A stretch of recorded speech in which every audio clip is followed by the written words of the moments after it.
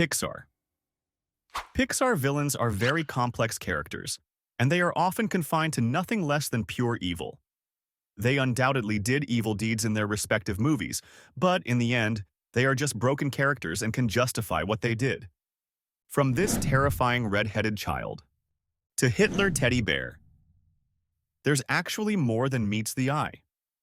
Let's quickly break down why each Pixar villain is misunderstood. Sid. Sid Phillips is the mischievous kid in Toy Story who enjoys tormenting and disassembling toys. He's known for his sadistic tendencies, creating monstrosities from broken toys. His lack of empathy makes him a key antagonist. Sid is misunderstood because he is just being a kid, albeit in an extreme way.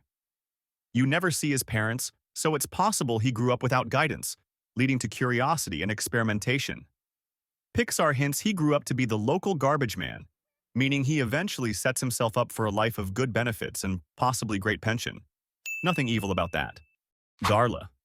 Darla is a hyperactive and careless young girl who unknowingly causes harm to the fish in her uncle's dentist office, especially Nemo, by shaking their tanks. While not a traditional villain, her reckless behavior represents a significant threat to the character's safety. There is nothing misunderstood about Darla. She is the epitome of evil. What did he say? Just kidding. She is just a spoiled child that has a lack of knowledge about fish care. She simply has no empathy for fish.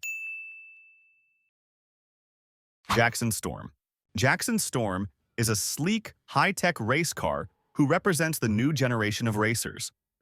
He's cocky, arrogant, and a fierce competitor, believing that his advanced technology makes him unbeatable. He dismisses older racers like Lightning McQueen and tries to dominate the racing world, challenging the established order. Pixar pinned him as an evil villain, when the reality is he's an advancement in technology, simply a next-gen hybrid model. Does this next-gen Hyundai Palisade hybrid model look evil? Hyundai Palisade. They're the exact same idea. Chick Hicks. Chick Hicks is a self-serving competitive race car willing to cheat and use dirty tricks to win the Piston Cup. His aggressive behavior and lack of sportsmanship make him a primary antagonist to Lightning McQueen in Cars. He is misunderstood because he played to win at all costs, to the point of playing dirty. This is no different than some of the prominent athletes we watch today. He's more annoying than evil, but we should be annoyed with the Automobile Competition Committee for the United States for letting him continue without any reprimanding. Ernesto De La Cruz. Ernesto De La Cruz is a famous musician and entertainer in the land of the dead, a national hero. However, he is revealed to be a murderer, having killed his former partner, Hector, to steal his songs and take credit for them. His lust for fame and glory drives him to dark, manipulative actions. So he's one of the only cold-blooded, on-screen Pixar murders we see, but let me try to justify his actions. He was clouded by a self-destructive obsession with fame and legacy.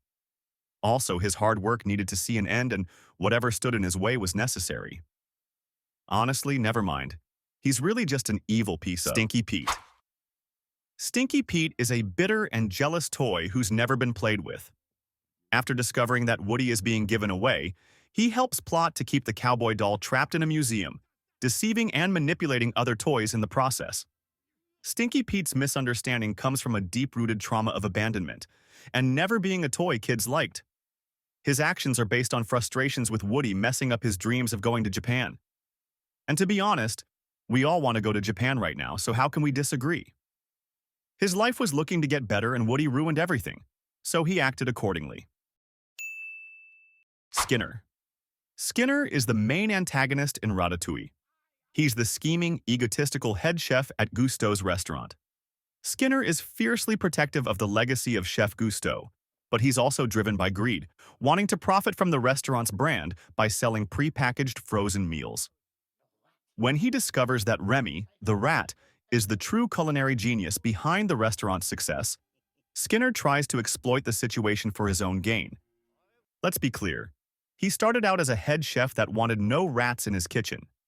His greedy endeavors, using the Gusteau name, just scream elite business prowess more than anything. Aside from greed, insecurity, and fear, he is a normal person. Hopper. Hopper is the scary leader of a gang of grasshoppers in Bug's Life. He bullies the ants into gathering food for him and his crew, threatening their survival if they don't comply. Hopper is ruthless and power-hungry, believing that fear and intimidation are the keys to maintaining control. His tyranny is challenged when the ants rise up to stand against him. Hopper is misunderstood because his actions are driven by survival of the fittest in a hostile environment. Hopper understands the necessity of hierarchy and how ecology works. He understands the natural relationship between grasshoppers and ants. This is just nature, folks. Lotso. Lotso is a once-loved teddy bear who, after being abandoned, becomes a manipulative, power-hungry leader of the daycare's toy prison.